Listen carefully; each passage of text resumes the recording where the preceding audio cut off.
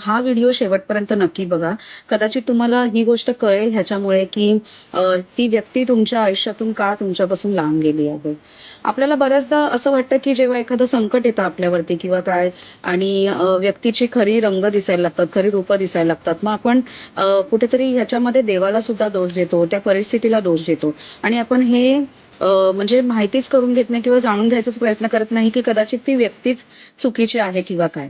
या बाबतीत स्वामी असं म्हणतात, की कधी-कधी मी मुद्दाम तुझ्यासमोर अशी संकटं उभी करतो, की अशी परिस्थिती उभी करतो, की त्याने तुला कळेल, की तुझं जवळचं कोण आहे आणि तुझं परकं कोण आहे.